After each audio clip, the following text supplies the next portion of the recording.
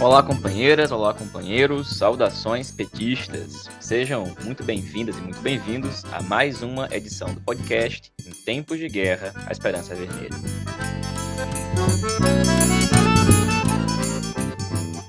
Hoje é segunda-feira, dia 25 de janeiro. Eu sou o Patrick e conduzo a conversa junto com vocês.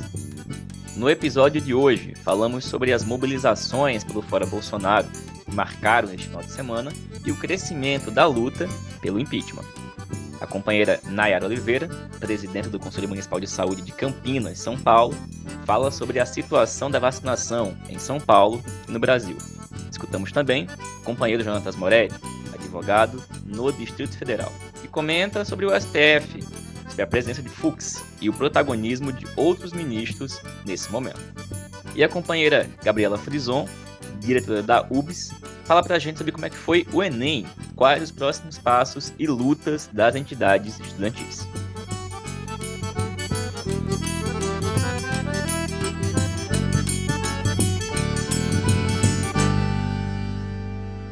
E pessoal, o final de semana foi marcado, além do segundo dia de provas do Enem, pela realização de carreatas pelo Fora Bolsonaro, carreatas em defesa da vacinação e do auxílio emergencial.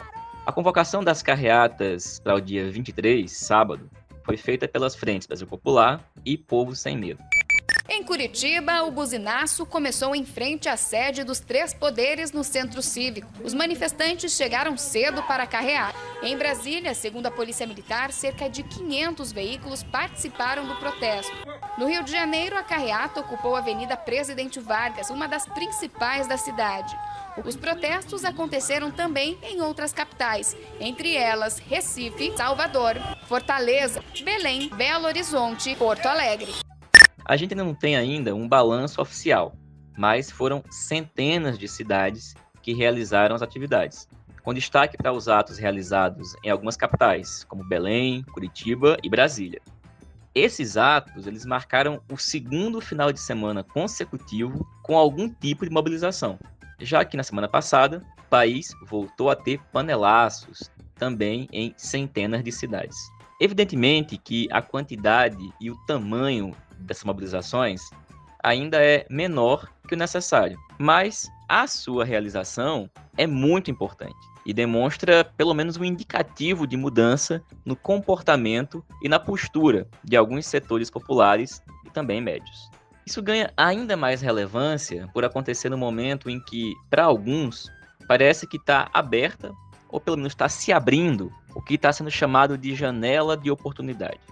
Alguns elementos que permitem essa constatação são os seguintes: o aprofundamento da crise em todas as suas dimensões, a perda de popularidade do governo Bolsonaro, como confirmam todas as pesquisas de opinião desse mês de janeiro, a situação da economia, que segue cambaleante, assim como o conjunto da política econômica do escondido Paulo Guedes, o desemprego crescente, que já atinge mais de 30 milhões de pessoas, o auxílio emergencial, que acabou, as vacinas são insuficientes e, evidentemente, a falta de oxigênio em diversos lugares da região norte do país. Esses elementos são fatos.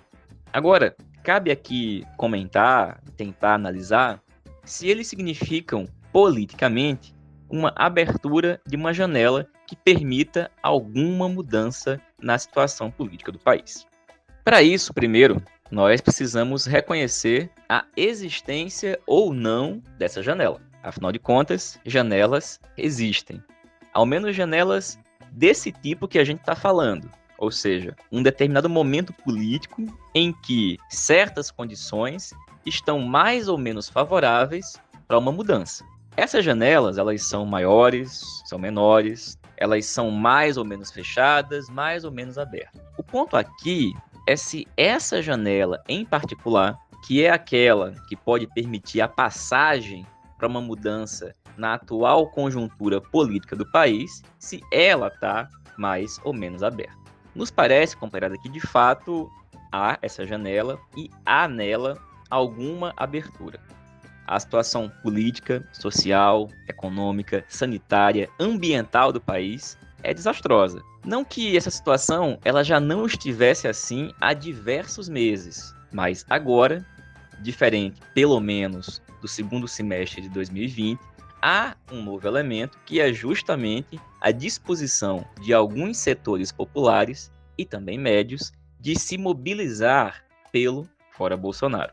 Os motivos que levaram a essa mudança de postura são diversos, e alguns são aqueles que nós já comentamos. Podia, inclusive, ficar aqui listando diversos outros. Mas agora, considerando que essa análise esteja correta e que uma janela de oportunidade esteja aberta ou se abrindo, o que devemos de fato identificar é que tipo de atitude deve ser tomada para escancarar essa janela. Uma vez que o que deve ser feito é que mais e mais pessoas precisam se mobilizar em torno daquela que é a questão central na luta social do país nesse momento, que é o impeachment de Bolsonaro, uma efetiva política nacional de vacinação e a retomada imediata do auxílio emergencial. Olhando para trás, a gente pode perceber que quando uma outra janela semelhante a essa, ou com algumas características semelhantes a essa, surgiu nos primeiros meses da pandemia, ou seja, no primeiro semestre de 2020, a tática e a linha política que prevaleceu entre a maioria das organizações de esquerda no Brasil, e inclusive na maioria do PT, ajudou a fechar aquela janela e botou praticamente um cadeado nela. Agora, a dinâmica da luta de classes do país e o conjunto de elementos que mencionamos quebraram com esse cadeado. Ainda assim, continua prevalecendo nesse momento uma linha política exatamente igual ou, em certa medida, até pior do que aquela que levou FHC ao palanque do 1º de maio. Porque agora, essa linha política e essa tática pode colocar a esquerda como linha auxiliar da disputa entre dois setores da direita, seja na disputa pelas presidências das casas do Congresso Nacional, ou até mesmo, claro que apenas em certa medida, no debate em relação às vacinas, que foi polarizado entre o Bolsonaro e o Dória. É por isso, companheiras e companheiros, que para que a gente tenha alguma chance de aproveitar essa chamada janela histórica, a gente deve seguir lutando para que a maioria do PT e também a maioria das demais organizações de esquerda mudem de postura e adotem uma outra linha política que não seja a repetição, numa versão piorada, daquela que contribuiu para o fortalecimento do governo Bolsonaro e de outras frações da direita em 2020. Outras frações que, inclusive, foram aquelas vitoriosas nas eleições municipais. Como já foi dito aqui e em outros momentos, é hora de parar de recuar, porque o recuo até agora nos levou para as cordas. Por essa razão, que já passou da hora de se firmar nos calcanhares, levantar a guarda e se jogar para o combate. E dito isso, companheiros e companheiras, a gente vai comentar agora a situação da vacinação no país, que começou na semana passada, com o início da vacinação em São Paulo, a distribuição de doses em todo o país, em quantidade insuficiente. Essa semana, novas doses do outro tipo de vacina, da Oxford, produzida pela AstraZeneca, chegou ao Brasil, mas também em doses muito insuficientes. O país tem hoje cerca de 6 milhões de doses, mas na maior parte dos lugares que ela chegou, ela também já acabou. A gente vai escutar agora a companheira Nayara Oliveira. A Nayara é presidenta do Conselho Municipal de Saúde de Campinas e fala para a gente sobre a questão da vacinação, tanto em São Paulo como no conjunto do país. Olá, eu me chamo Nayara Oliveira, sou presidenta do Conselho Municipal de Saúde de Campinas e agradeço a oportunidade de estar falando aqui no podcast sobre a situação da vacinação, especialmente em São Paulo e Brasil também. Quer dizer, o ano de 2020 foi marcado pela pandemia mundial do coronavírus, a maior crise sanitária das últimas décadas, talvez do século. No Brasil, já são mais de 8 milhões e 500 mil casos e 210 mil mortes. A segunda pior situação do mundo, só perdendo para os Estados Unidos. Junto a essas impressionantes cifras alcançadas pelo Brasil, seguem a de São Paulo, que já conta com mais de 1 milhão e 600 mil casos. Os casos de óbitos, como de resto em todo o Brasil, atingiram principalmente as populações mais pobres, particularmente os negros, As mulheres, por sua vez, embora tenham morrido menos que os homens, foram as mais atingidas. Estamos com números altos de mortes e de casos e não protegemos a economia. Apesar do discurso frequente do presidente Bolsonaro de que não deveríamos ser rigorosos em relação ao isolamento, pois assim a economia iria à falência se a gente fizesse isso, e as pessoas morreriam de fome, não salvamos a economia e nem salvamos as pessoas. Então, o que a gente pode estar falando mais em relação à questão da vacinação? Nos últimos meses, o governo federal e estadual resolveram apostar na promessa de vacinação como panaceia para a derrota do coronavírus, deixando de estimular o isolamento social e as medidas de higienização, medidas de prevenção tão essenciais quanto a vacina. Em torno dela, o governo federal do genocida Bolsonaro e o governo estadual do privatista espetaculoso Dória iniciou uma guerra. O primeiro negando o valor das vacinas, tentando substituí-las por um pretenso tratamento precoce comprovadamente ineficaz. Para isso, pressionando criminosamente médicos e profissionais de saúde para aplicá-lo em Manaus, símbolo maior do atoleiro em que estamos metidos. Junto com o negacionismo das vacinas, em flagrante disputa eleitoreira com o governador de São Paulo, o antepresidente dobra sua aposta na campanha contra o Coronavac, vacina desenvolvida pelo Centenário Instituto Butantan em parceria com a China. Pressionado pelo anúncio do governo paulista que iniciaria a campanha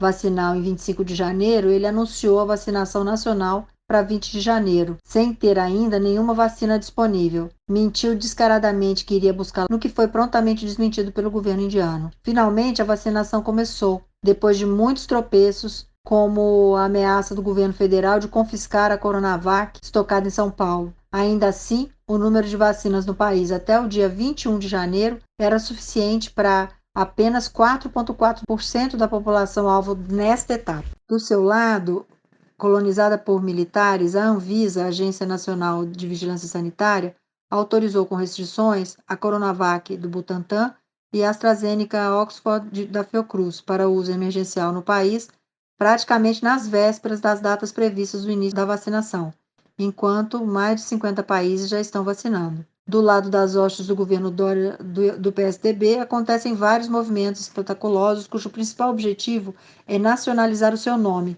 tendo em vista a eleição de 2022. Ele anunciou estrondosamente parte dos dados, escolhidos entre os melhores, com claro efeito publicitário posterior à mudança e piora dos mesmos, o que trouxe como consequência frustração a respeito de uma vacina que, se atingida altas coberturas vacinais, irá salvar milhares de vidas e poupar o sofrimento de milhões de pessoas. Simultaneamente ao espetáculo da vacinação paulista, o governo do estado de São Paulo impõe cortes orçamentários a serviços de saúde como os ambulatórios médicos de especialidades, aos hospitais filantrópicos como as Santa Casas e outras unidades hospitalares, resultando em fechamento de leitos e de serviços. Na nossa região aqui de Campinas, o corte de verbas do Hospital Estadual de Sumaré afeta a pediatria, houve o fechamento de internações em enfermaria e extinção de atendimentos de urgência e emergência, com consequências negativas às internações em unidades de terapia intensiva desse hospital. Além disso, afeta também a oftalmologia, a ortopedia, a cirurgia pediátrica e a urologia, trazendo danos irreversíveis para a população. Houve ainda uma redução do já insuficiente recurso para órgãos de pesquisas das universidades paulistas, sem esquecer a defesa que ele fez, né, de privatizar o próprio Instituto Butantan, que hoje ele tanto defende, né, propagandeando isso em Davos em 2019. Isso tudo desnuda a verdadeira face da política tucana de desmonte e precarização das políticas sociais no Estado, mesmo fazendo toda essa propaganda para si próprio se catapultar no seu nome para presidência em 2022. É esse o Dória que temos no estado de São Paulo. Os últimos dados que temos em relação à vacinação de São Paulo, atualizado do site da Secretaria Estadual de Saúde, hoje até às 15 horas, 24 de janeiro, são 128.604 pessoas vacinadas, tendo ocorrido a partir de ontem, 23 de janeiro, sábado, o grupo de primeiras comunidades quilombolas no estado de São Paulo sendo vacinadas, na região do Vale do Ribeira. No dia 22 de janeiro, o Instituto Butantan liberou, né, para o Ministério da Saúde, após aquela autorização que a Anvisa deu para uso emergencial do seu imunizante, 900 mil doses de vacinas. Com essas 900 mil doses dessa segunda remessa que o Butantan está liberando para o Ministério da Saúde, totalizam 6 milhões e 900 mil, de um total de 8,7 milhões de doses que estão dentro do cronograma do Butantan com o Ministério da Saúde para entrega até dia 31 de janeiro. Até abril, o Butantan entregará ao Ministério 46 milhões de vacinas contra o coronavírus para que sejam aplicadas em todo o país. Valeu, Nayara. Muito obrigado, companheira. E, pessoal, nesse domingo, dia 24, aconteceu o segundo dia de provas do Exame Nacional do Ensino Médio, o Enem. Como a gente já tinha comentado aqui no podcast, em outras edições, havia uma mobilização por parte das estudantis, movimentos sociais, movimentos de educação, pelo adiamento dessa prova, principalmente em razão da piora da pandemia no país, além da total falta de condições e de logística do governo e do MEC de garantir um Enem seguro. Ainda assim, as provas foram realizadas, e a consequência foi uma abstenção recorde. Mais de 53% dos inscritos não foram fazer as provas.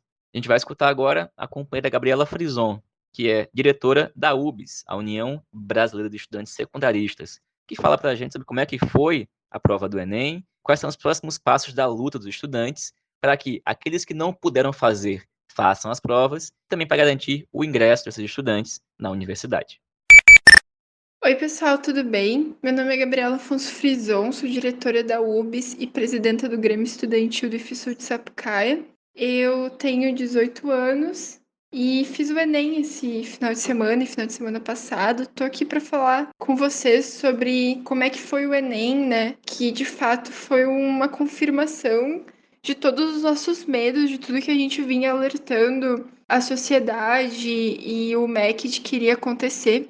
Então, a gente teve um ponto histórico que foi a abstenção de mais de 50% dos estudantes.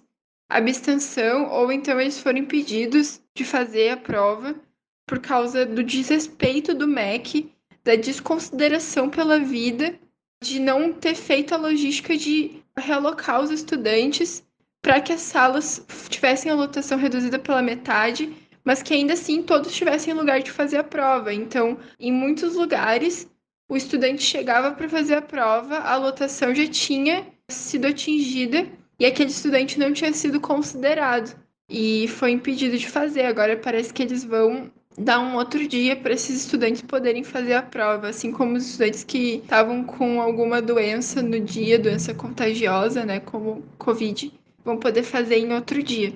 Mas assim, absurdo como isso aconteceu, o Enem foi um momento muito triste, assim, para fechar o que ainda tínhamos de 2020 e 2021.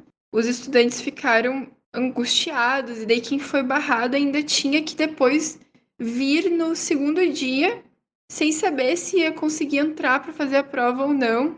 Então, assim, um despreparo absurdo, assim, o que o MEC fez com os estudantes, com os vestibulandos, nesse Enem de 2020. E aí, embora a gente tenha conseguido adiar o Enem em Manaus, nas outras cidades, o problema foi catastrófico e a gente não sabe muito bem ainda como vai se dar o Enem de Manaus. Não tem muita confirmação. Ora, o presidente do INEP diz que vai ter prova em outro dia, a hora ele diz que a prova vai ser cancelada. Como sempre, o governo Bolsonaro não é seguro, né? A palavra de pessoas do governo Bolsonaro não são seguras, então a gente nunca sabe o que vai acontecer. Mas vamos continuar na luta para garantir que essas pessoas tenham o direito de fazer a prova em outro dia, né? Tanto os barrados quanto os estudantes de Manaus. E por mais que a perspectiva não seja boa, e lamentavelmente os dados sociais dos estudantes que conseguiram fazer a prova confirmaram o que a gente já sabia de que esse ano quem vai entrar na faculdade é o jovem da elite, o jovem com condições, e quem mais estava precisando garantir a sua vaga ficou à margem do processo. Acho que é isso. Valeu, Gabriela. Obrigado, companheira. E, gente, como a gente chegou a falar aqui uma vez no podcast no ano passado, o Supremo Tribunal Federal mudou de presidência. E esse é um assunto que tem tomado pouco espaço, mas muito importante, porque o novo presidente do STF, já há alguns meses, é o Luiz Fux. O companheiro Jonatas Moretti, que é advogado, militante do PT no DF, chegou a fazer um perfil e um comentário sobre o Fux ainda no ano passado. O Moretti volta hoje aqui no podcast para falar sobre a situação atual do STF sob a presidência de Fux e o fato de estar tendo um protagonismo de outros ministros na disputa pública e política em torno da corte. Moretti, o que você pode falar para a gente? Olá, camarada Patrick. Olá, demais ouvintes do podcast Em Tempos de Guerra, a Esperança é Vermelha. Bem, Patrick, sobre o Supremo atual, existem 3 características do tribunal que são históricas, portanto não conjunturais, mas que nos ajudam a entender esse atual impasse do tribunal. A primeira delas é que o presidente do tribunal concentra muitos poderes, pois além da gestão administrativa e financeira, concentra o poder de pauta, ou seja, cabe ao presidente ou presidenta escolher o que vai decidir e, claro, o que não vai ser decidido, que talvez seja até o poder mais relevante. Além disso, durante o recesso, que em tempos normais duram 45 dias, tem a competência para julgar todos os casos urgentes enviados ao STF, e não são poucos. Apesar de essa também ser uma característica dos demais poderes, nunca é demais lembrar que os ministros do Supremo não são eleitos, portanto, sua legitimidade em tese deve surgir da coesão de suas decisões.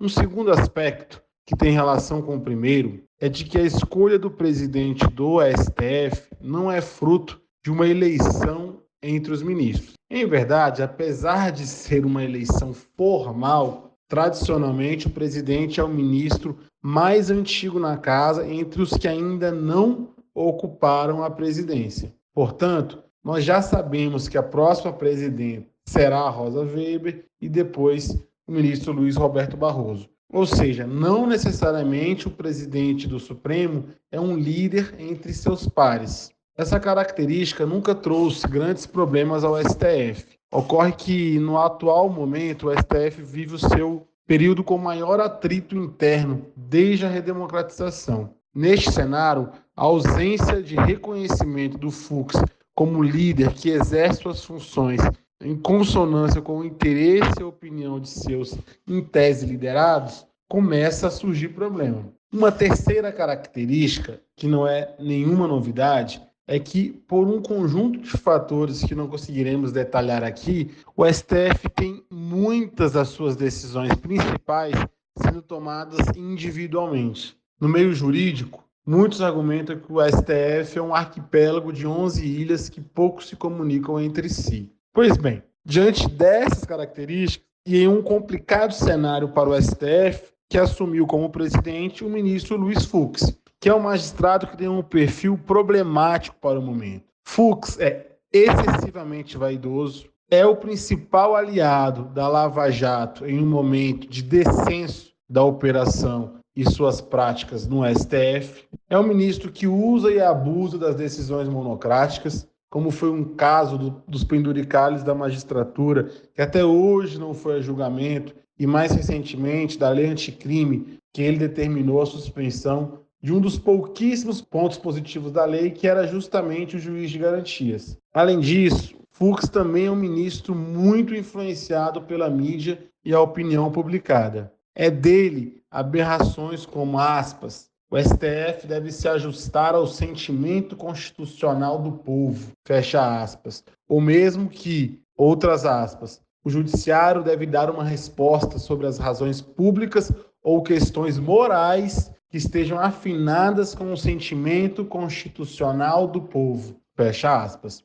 Aproximando o recesso do judiciário, que é quando os ministros se ausentam por 45 dias, e durante todo este período cabe ao presidente a tomada de decisões urgentes, como eu disse, 2 fatos esquentou o cenário interno. O primeiro, que aparentemente causou menos embaraço, foi a decisão do Fux, que revogou uma decisão do Marco Aurélio que havia liberado o André do Rap, um traficante famoso. Mas esta não é uma postura isolada. Os nossos ouvintes devem lembrar que Fux, mesmo não sendo presidente, cassou uma decisão do Lewandowski em 2018 que autorizava o presidente Lula a dar entrevista à Folha de São Paulo durante as eleições. Um segundo fato, e este mais problemático, foi a decisão do plenário de não permitir a reeleição de Maia e Alcolumbre na Câmara e Senado, respectivamente. Apesar de acertada a decisão, um grupo de ministros entendiam que era importante a reeleição dos dois